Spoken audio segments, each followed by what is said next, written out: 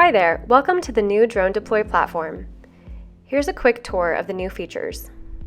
Starting at the top, you'll see our new context bar, where you'll be able to switch between your interior and exterior views of a project using this toggle.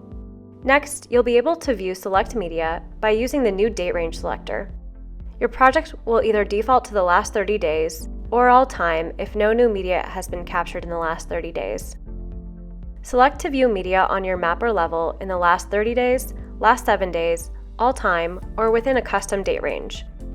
You'll notice that when you drop down, the types of media captured during that time frame will appear in a summary form here at the bottom.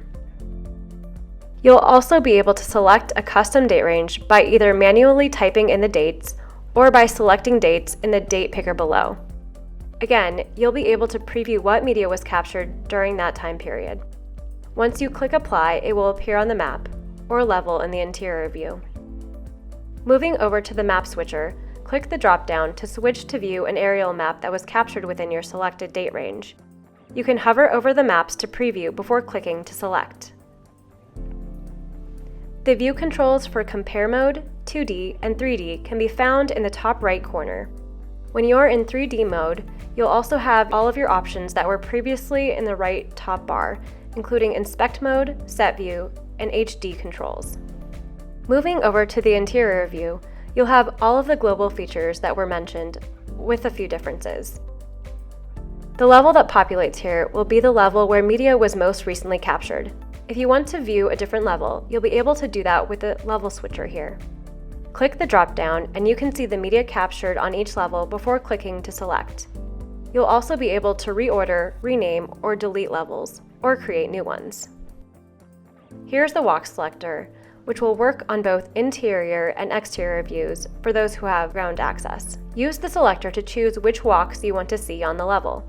You can select one walk, multiple walks, or all walks within your selected date range. You can also hover to preview the paths that were captured. To access the side panel, click on this tab in the top left. You'll notice that the map and walk selectors now appear in the sidebar to allow more space to view the map or level. The Layers section will function the same way it did before the update. You will still be able to turn on and upload overlays here. Calculated layers have been moved into the new Map Analysis section. Elevation, Plant Health, and Cut Fill will all appear inside this section and operate as normal. Moving over to view your media, you'll notice the white bubbles, which indicate clusters of media. If you click on one of these, it will automatically zoom in so you can see what media was captured at a more granular level. You'll also notice this new media group pin. If you click on it, a media gallery will appear on the right side, which gives a preview of all the media captured in that geographical area.